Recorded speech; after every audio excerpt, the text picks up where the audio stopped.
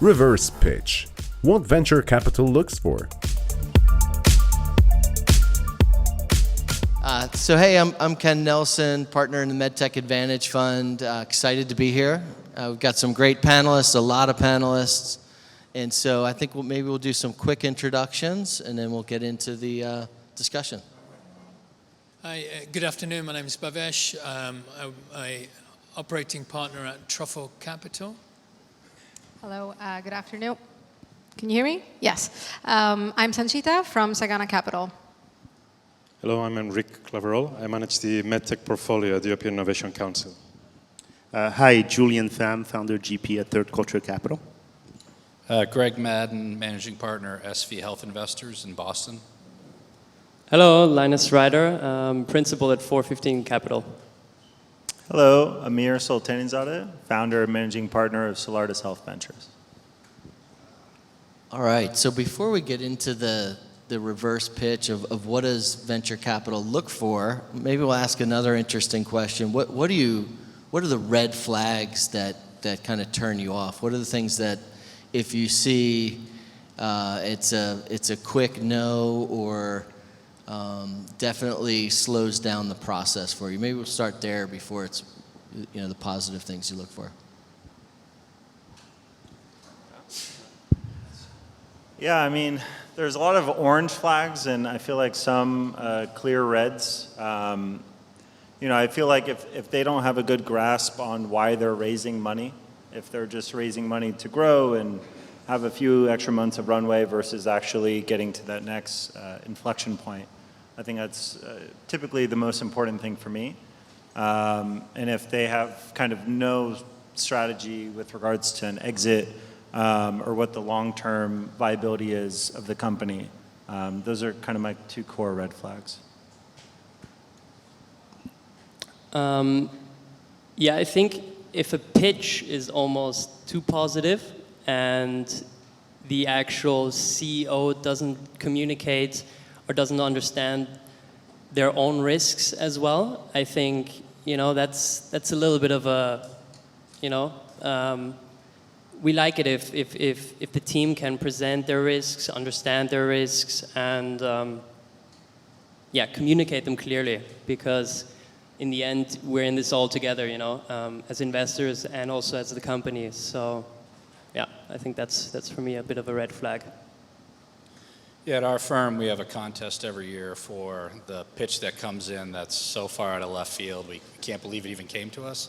And so, if I get something that comes in that's for sports marketing and I invest in medical devices, it's pretty easy to turn it down. But seriously, I think there are pitches that come in that are broadly healthcare, but just don't fit our mandate, which is clearly spelled out on the website. And so, ensuring that you're sending your materials to qualified investors that are investing in the type of opportunity you're presenting, I think is really important. And so that would be one piece of advice I would give the audience. Everything they've said, the whole diligence process and the final decision is opportunities for venture firm to find reasons to say no. So along the way, we're looking for orange flags, red flags. But for me, for our firm, we think of VC as a people business, and so we back founders. And it's important for us to have a decent first impression. Not everything's based on the first impression, but at least a decent one. And if we're going to invest in them, it's going to be a long-term relationship, and we want to make sure that they have the right personality and the right attitude. For us, there's a classic red flag. The ESC has inherited programs that came from the science side. So a typical situation is we have this sort of well-renowned scientists that have this basic science project, and that's immediately a red flag for us because we're an innovation agency now. We want to generate profitable companies. So clearly, science should be strong, but we are a fund, so we support companies. That's a typical red flag for us. A very good scientific project, but not really a business opportunity. I think I was going to go there. He stole my answer. But I'd say sector expertise. We see a lot of companies that are trying to do the opposite, or what he said, right? Have a technology, but don't understand the problem, don't understand the challenges of the market, but more importantly, don't have the self-awareness. The CEO doesn't know that he needs people on the team that know better than him. So I think this goes on both the project itself, but you can very easily spot on the founders that have zero self-awareness and are not willing to, get support, get an advisory board, get people that know better than him to enter the market. So the path to commercialization, or let's say the easiness, the de-risking part, goes on the person side and the business side. I think just to build on that, and you talked about having the cleanest, the nicest deck, but not being aware of the competition as well. And there is no competition. And I've seen, a slide where, one company has compared themselves to, everybody else on the market, and, everybody else's product just sucks. It doesn't exist. And they've been blindsided. So I think that's the one where you're like, okay, if they haven't done the homework and haven't done the background, how credible is this individual? The big red flag is the BS test and the transparency. And again, connected to what you said when the story is so great and so clean and beautiful. It's like, really, how is it? And I think, very recently we were doing the diligence of a company that had said they were in contract negotiations with a big strategic. And, I came from that big strategic, and so I was able to call the CMO of that big strategic, and from what they had painted, which was going to be the deal, was very inaccurate. And so that was a big red flag. So I think being transparent, being honest is a big requirement. One point there, I've also heard sometimes other investors come to me and say, "Oh, you guys, you're doing deep due diligence on this company," and I was like, I haven't even heard of them, So it's a good point. Just be transparent and be truthful. I think that's a major point already. Yeah. So there are a couple other things we talked about on some of the panels yesterday and even at dinner last night.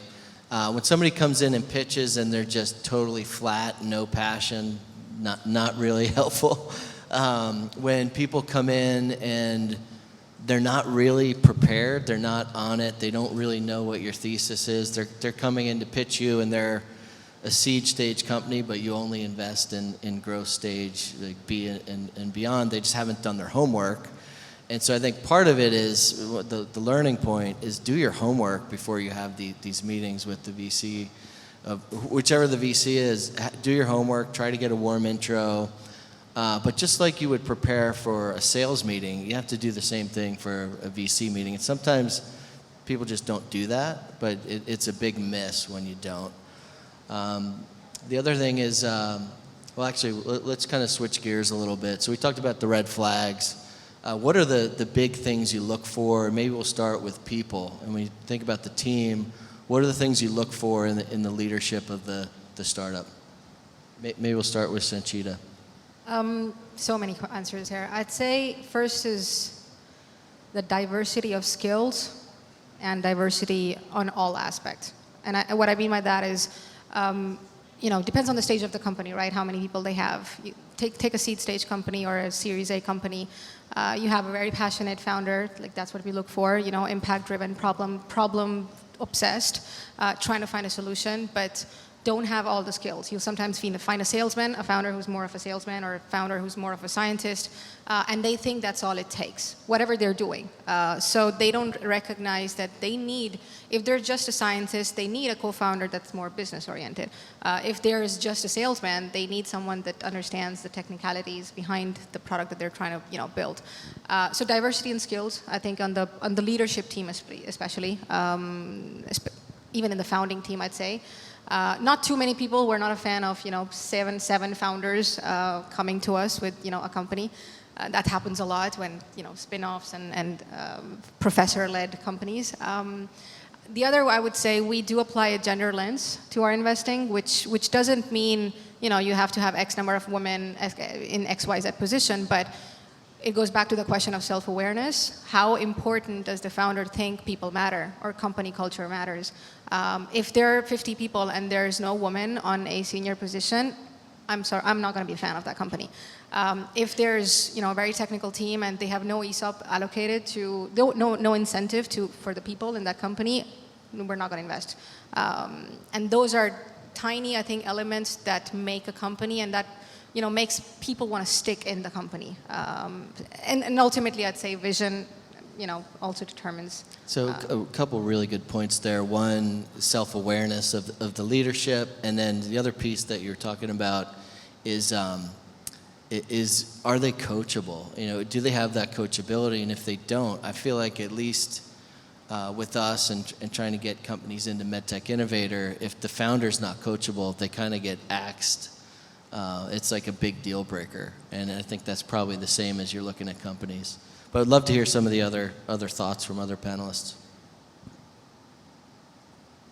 From my perspective, when I open a deck and figure out what someone's doing, I look at their backgrounds, as was talked about. Are they expert in the area? What are they bringing to the opportunity? Do they have prior experience that's directly or indirectly relevant? Then I also look at who they surround themselves with. Are they complementary skill sets, or are they just yes people to a maniacal founder? And then I look at who their advisors are. Have they been able to pull in scientific and business advisors around them that maybe aren't full-time with the company or even part-time, but are interested and people that are either investing or either their time or their money into an opportunity says a lot, particularly if they are known experts in the relevant field. And so I put a lot of weight in that as well. I do see, certain names. So if I'm looking in ophthalmology, I'll see one gentleman in 40 decks. I don't put a lot of weight into that because he's just spreading himself around. But if I see, a glaucoma specialist who is world-renowned, who is spending significant time on someone's MAB, that says a lot about the prospect. It helps validate that I should spend some extra time here. If they've got, their uncle who's, kind of a physician in some other area, that's an easy pass. Again, for us, we're very people-centric, so very similar to what Greg is saying, in that we believe that at an early stage, you're limited in terms of resources. So as much as the capital is stage appropriate, the team and what they're doing needs to be stage appropriate as well. So we understand that they don't have, the top key opinion leader, and so if they're able to pull someone who is extremely credible in this space, and again, who actually spends some real sweat equity in helping guide them to what they need to be doing. And remember, these early stage companies don't really have a product yet, right? They're kind of fighting and figuring out their path to a product to market fit. And so we don't expect them to have like a full stack of engineers or et cetera, et cetera. So stage appropriateness, and our firm is very clinically driven. And so we like that phenotype of the physician entrepreneur or physician co-founder. And if not, we can help them, or if they have a good clinical advisory board of people who actually, are not just bubbleheads, but actually contribute to the company. It's something that we pay attention to. So do any of you have like a scorecard or some type of systemized fashion of how you evaluate the teams of the startups that you're looking at? Just curious how you guys do that. Not the teams, but the overall opportunity from team, market, reimbursement, clinical hurdle, competition, and it's we score it with colors, so it's easy to take in. It's on one page. It's just a great way to push something through a tool and try and see if it stacks up against other opportunities that we are looking at that might not be directly comparable, but does this check our boxes or enough of them to make this a worthwhile investment? Even if it's we see a lot of very interesting, exciting technologies, Not all great technologies make great investments, and so we've got a tool to help us across the 3 partners doing early stage MedTech to take a uniform approach to triaging the deals, because we see, 600 plus deals a year, and we might do 2 or 3. We do. We have a people's scoring, because we have a talent business, so Sagana has the capital business, consulting, and talent. And we look at least the 4 major, leadership members across 4 categories. So the energy, the intentionality, the motivation, the achievements, and their relevance. And we build a score on these elements for everyone who's on the leadership team. And that's why the diligence on the people side is quite intense. And do you or does anybody on the panel, do you guys publicize any of this? Is there anything that, like, if there was a resource you could tell some of the founders to look at to say, you know what, they're going to score us. There's some basic things they know, but is there anything you should suggest to the audience of, hey, go check out this. This is how we're going to evaluate you, or do you actually tell them ahead of time?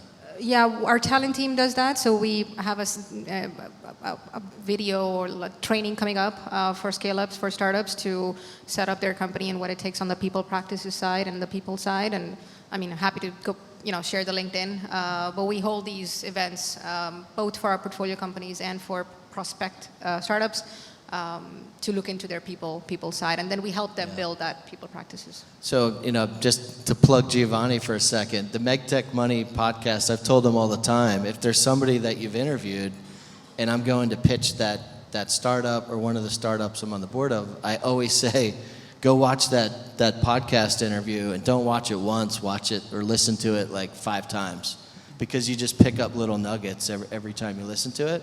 So I think there's stuff out there that you can get even more insight from, and people doing these podcasts now, like what you're doing with MedTech Money, I think are really helpful, because you get an even deeper knowledge of what that group is looking for, what they look for in people, what they look for in the company. But I'd love to keep hearing, is there any systemized fashion that you guys go through that you're okay sharing with the group? So I think from Truffle's standpoint, so Truffle is more of a venture builder than venture capital firm, and historically has built companies from ideation, and generally the ideas have come from the founders and needs-based assessments. So the CEOs and the co-founders of the companies, number one, come with, we talked about credibility. But that credibility is that enabler to then, for Truffle to sign up and say, let's go and build a company and go after this problem. So when it comes to now with its latest fund and looking at making investments in new companies, yes, there's a template. We have a 3-pager. It's less analytical in terms of data-driven. It's more sort of, okay, well, what is the information? And so again, the advice I'd give to the innovators in the room as well is making sure that there is access to information. You talked about the MedTech Money podcast, but a lot of the information in the first round of vetting the opportunities will be done, let's be honest, with more of the junior people in the VC firms. And so where are those people going to go to get that information? They're not going to feel comfortable, maybe as confident approaching the innovators. So they're going to go to the web. So it is very important to have that information, because I know yesterday there was a conversation, where some of the CEOs were saying, should they leverage social media? Should they go on LinkedIn? I would say yes, definitely, because that's the first point of call that people are going to go on. And whether it's a podcast, whether it's a video, whether it's the YouTube, that would be on MedTech World, I think it's really important. So Truffle has a slide deck. It has the key piece of information, obviously the financial opportunity, and typically looking after large unmet needs. But then, given its history of building companies internally, there's very much of that gut check on the individual, and then back to things that we've said: the transparency, the credibility, making sure what the individuals have done in the past is super important, and so that's what we do in Truffle. And so how often do you guys go deep on referrals and kind of do that diligence to see, did they really do what they said they did, like historically on their revenue, or on their resume, excuse me? typically what would happen is, so, back to the example I said, the analysts are vetting through, siphoning through hundreds of these pitch decks. There's a weekly meeting where we will all get together, and then, they will present some attractive companies based on the criteria that we've done. They will still complement this and leverage tools like PitchBook. I don't know how many people use PitchBook. So again, when I've looked at our portfolio companies on PitchBook, the data's outdated. So again, it's making sure that the information on there is correct and valid. Once that data and once the team has said, okay, we're interested, haven't even yet spoken to the company, before we would then go back and start doing further vetting, the vetting would then go and happen with a physician. Yeah. And guess what? That physician's going to be friends and family of the VC company, of Truffle, right? And like all of us, we all have opinions, and we all have many of them, but then, people will be betting on that opinion of that physician that we've trusted, that we know, that's in our sort of Rolodex. And then at that point, then maybe going and vetting those ideas. So I'm just sort of laying out some nuggets of how the process is done and why it's so important to make sure that you've done your homework. Make sure that if somebody was going to ask, not somebody in your clinical advisory board, but just the average physician within that field, what would they say about it? How novel would they think? How disruptive? How much would they think these guys are smoking something? It's never going to fly. And making sure that you've pressure tested it and already counter-argued any pushback that you may get from that. So you all have seen hundreds or thousands of pitches. What are some of what's like the most common thing you see? Maybe you hear from everybody maybe, that people just drop the ball on, and you're like, man, they should really do better. But it's just, you see it time and time again. Is there anything that sticks out more than other things? Inconsistencies in the financials, that's kind of a classic. That kind of destroys the atmosphere of the meeting in one of the steps. I mean, the EIC has a very systematic evaluation process, and each one of those steps is kind of has a rigid format. One of those steps is a meeting with an evaluation committee, and the inconsistencies in the financials, that happens all the time. And it sort of destroys the opportunity immediately. The big numbers on market sizing, the $1 billion, like 500 billion market, that is a turnoff. We have, and this kind of touches back on this question about do we have a scorecard? We don't have a scorecard, but we use frameworks to think about screening companies. There's a subjective aspect of it and an objective aspect of it. The subjective, obviously, is what the company tells us in terms of the total market size, and then so we do our own homework and actually look at what we think the actual market is, and so that exercise is helpful in understanding the friction and the differences between what they're telling us versus what we think is our reality. Is there anything that stands out that if you see this in a company or a founder, it's almost all right, we have to go have a second discussion with this company because of X, whatever that X factor. Is there anything like that? Prior exits for us are really an important factor. It's surprising. Probably because many of the projects come from the scientific side, and we don't see that many exits there. So when we see a leader that has business acumen and prior exits, that really turns everything into a positive atmosphere. So we have a really unbelievable group of panelists up here. I'm sure there's people dying to ask questions. We've got about 15 minutes left. Anything you guys want to say before we jump into Q&A? I did want to leave some time for that, just because with this group, I'm sure there's people that have questions. But any other comments or thoughts before we jump into Q&A? I'll just say the most important thing, that the only thing I'm looking for in the first time is you're solving an actual problem. Like, you can answer who cares 3 or 4 times, and if you can't do that, then that's game over immediately. So yeah, at the end of the day, you're solving a real problem. It's not just a 10% faster, smarter, cooler technology.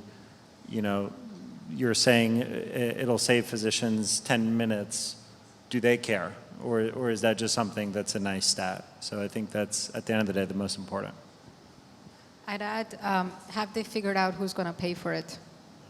especially in healthcare. It's really essential to understand which is the paying organization in each market, because every country has a different healthcare ecosystem. What is the willingness to pay for this solution that they're bringing in? Is it a solution? Is it going to create additional enough impact for people to want to pay for this at one point, not immediately, but at what point someone has to pay for this?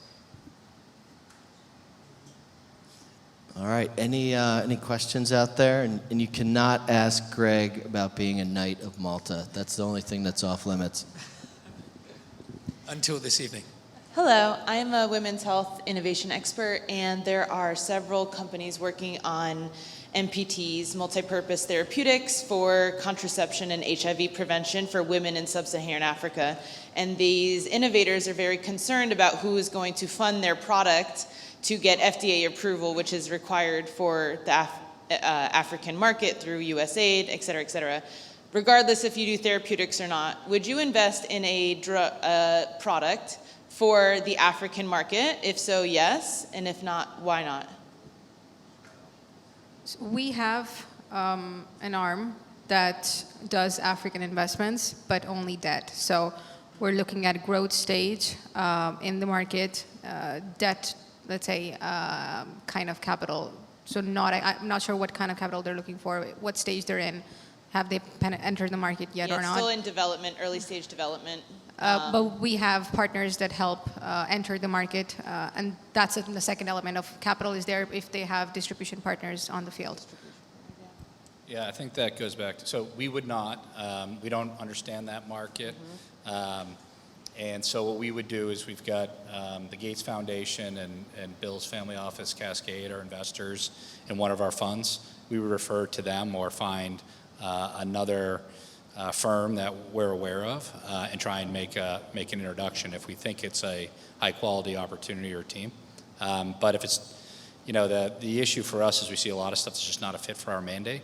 Not that it isn't solving a big problem and an important problem.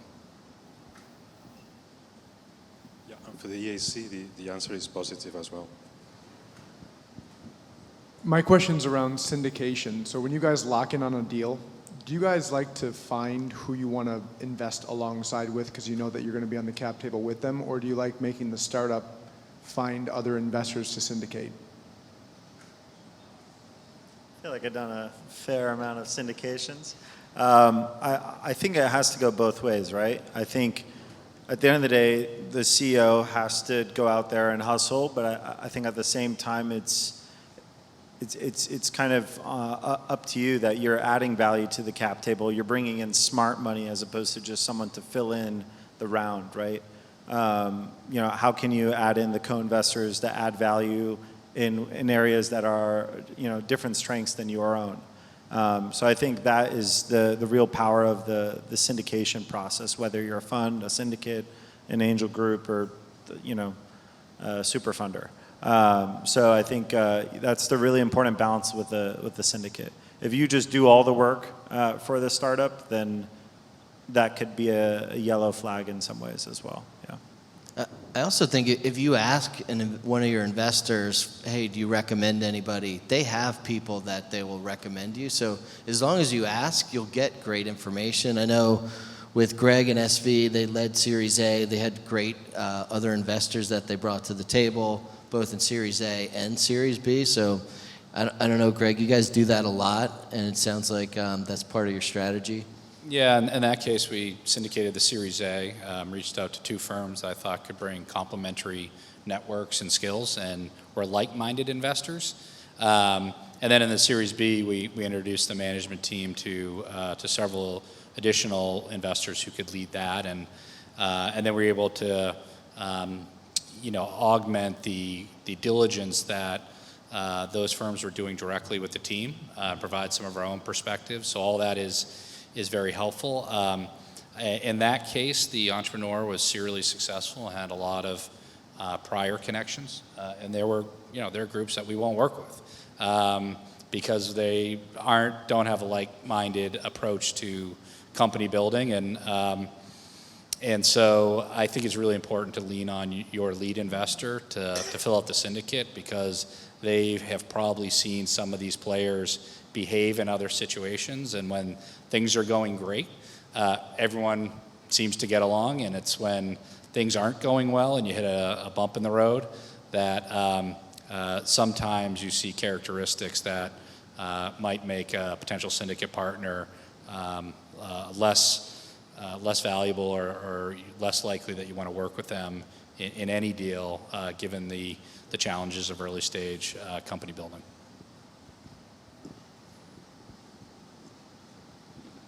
Yeah, I have another question about how strict you are about things like your own thesis or the scorecard you mentioned, because I've come across funds more often than never that then deviate from what they said originally. Like, for example, saying, okay, we're not going to lead a round, or we're not investing in saves, and then they end up doing it anyway with certain exceptions.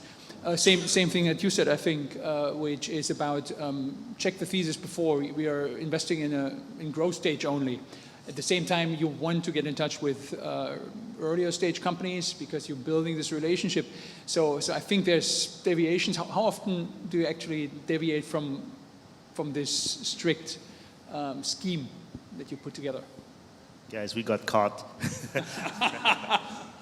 The reality is, again, it's a people business. You do build relationships, and we are early stage. We do seed, pre-seed, but I'm not surprised if Greg, for example, would talk to early stage for exactly the reasons that you're saying. Is that the VC firms are generally opportunistic, want to look at a company and get some data and see how they scale, and when it's a fit to the thesis and when the time is right, make an investment.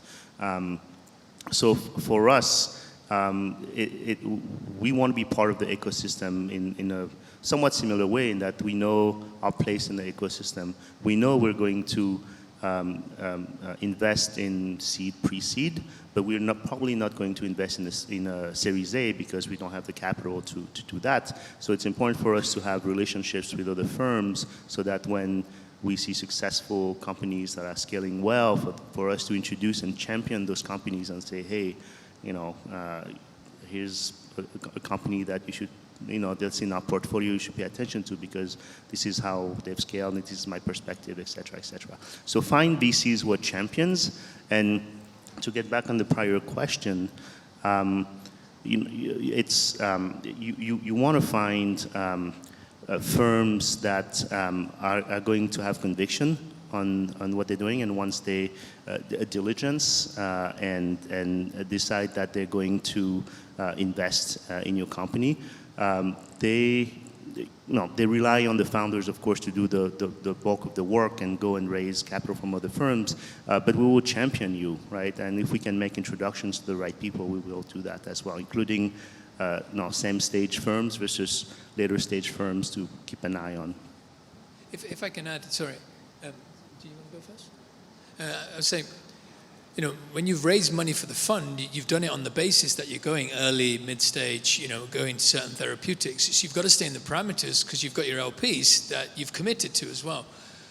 But there can be deviations and strategic deviations as well, because if there's an opportunity that's going to allow you to get to market faster, right, or differentiate with that, you may have to then go off cost to then go and enable something else as well. So there could be more strategic reasons that may go against what the criteria for that fund was, but that's something you may not see on the outside. I was going to say that we love the word opportunistic in our world. I'd say not covered. Second element is, I know this information is usually not public, but look at who has invested in the VC. They have a responsibility, a fiduciary responsibility to bring returns. So that the opportunistic investment goes to how the rest of the fund is performing and what the drivers of the fund is, but also who's invested in the fund. So if for example, I can give you examples of ecosystems like Italian ecosystem, where the primary, let's say, fund like LP is an institutional investor. They have a responsibility to only stay in Italy. So it's unlikely to go to an Italian VC fund if they've deployed half their fund and it's all in Italy, that they're going to take so much risk outside of their country. So just looking at it from a VC's perspective on what they've done so far and what they have to do, what they have to deliver, is what drives the opportunistic investments. So looks like we got a couple more questions. So I'm the CEO and founder of a brain machine interface company. I've got two questions. So the first question is, there is this term in VCs which is lemons ripen early and pears take longer. So with this market uncertainty, it's a bit of a shambles. Has that patience changed from your side, from your perspective? Are you still patient with medical devices, or has that changed over the last few months?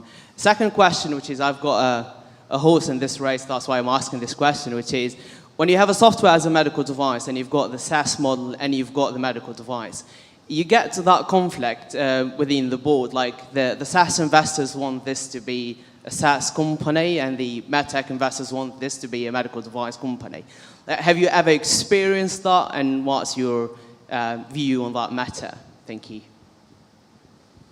Yeah, I mean, we've experienced it, although, we haven't gotten situations where we've got syndicate members who are pure SaaS and then pure healthcare.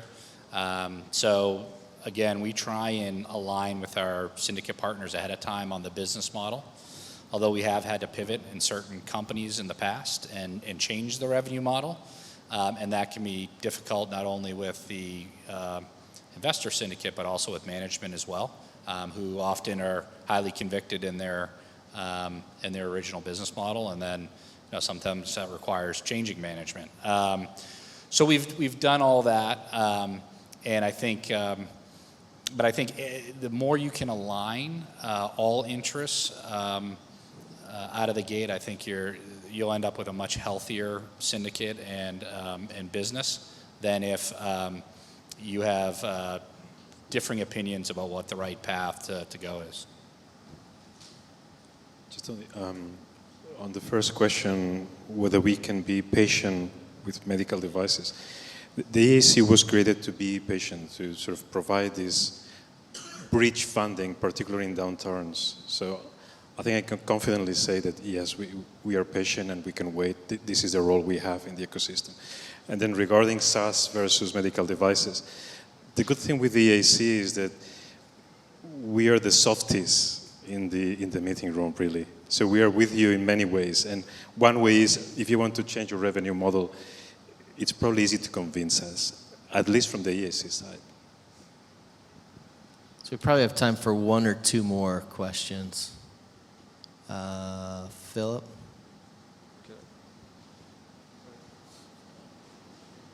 Thank you, Ken, and thank you, everyone else. This is a question for us European founders and CEOs in the room, probably to the non-European VCs. Are there generalizable differences in the way that we present ourselves and our companies, and what would you want us to do differently? Yes.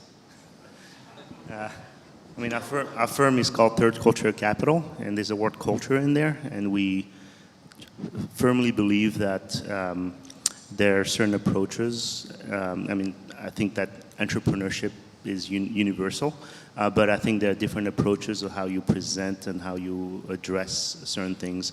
We are healthcare delivery as well, and we also firmly believe that care delivery is local.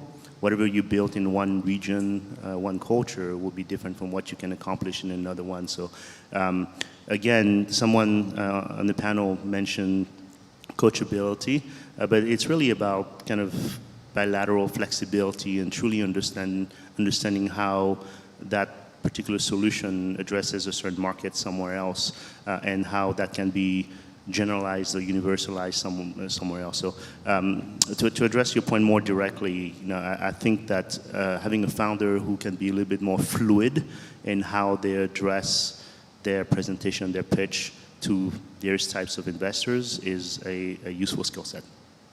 Yeah, in traditional MedTech, I don't see huge differences from the European pitches than I do the US. The market is generally pretty much focused on the US market opportunity. Where I do see it is in digital health, where we see digital health companies that come to us say, we've got this nice little pocket of revenue we're generating in some part of Europe, and they want to bring it to the US. In those situations, I almost feel like they're not pitching us, they're asking us what they should do. And if you're asking your investor what you should do, you're kind of already lost because clearly the team doesn't have a strategy to attack the U.S. market. And while we can help the team and give them some feedback, we're really looking for them to have the horses on the team to be able to launch in the U.S., and then we're willing to fund that. All right, we'll sneak one more question in. One last question. Thank you for sharing the insight. It's Georgi from Kelvin Health. So I have a funny question, and it actually is, can you think of a typical reason why would you knock out a company, but you wouldn't tell them that that's actually the reason? Because we all know about the soft nose of investors, and we're trying to get into your head. That is the goal of this panel, at least the way I perceive it. So interested to understand that. Founders, my view is founders are very passionate, and I feel like if I give a detailed response as to why we might be passing, it's an invitation for an argument. And like back and forth emails, which I just don't have time for. So sometimes it's easier to be vague because the headache of not being vague is very real in some situations. There's an investors guild. It's not easy. I mean, it becomes second nature saying no, but it's not always easy. So just for you to know, like, we don't want to say no. We want to say yes, but we have to say no. That's if that helps. A no doesn't always reflect on the merit of that company. Sometimes it's about portfolio construction and timing, and so always take it with a grain of salt. All right, well, this was a lot of fun. Do you have one more comment, Amir? I was just going to add, as a pretty recent founder myself, I know what it's like firsthand because you have to get about 85 rejections to get your first maybe, and that's part of the process. And I think now being on the investor side, what you appreciate more, even though you knew it, right, is they're not so different from you, right? At the end of the day, they also had to go out, raise money, and then allocate it very selectively in a very thoughtful way. So, yeah, just knowing that the shoes they're in, and that it's not a personal decision. It's sometimes it's a fit, sometimes it's timing, sometimes some of the deals panned out to be much more longer than they anticipated, so they need a quick exit or something more de-risked. So it really depends on a lot of those points. All right, great discussion. Appreciate it, everybody, and look forward to the pitch competition.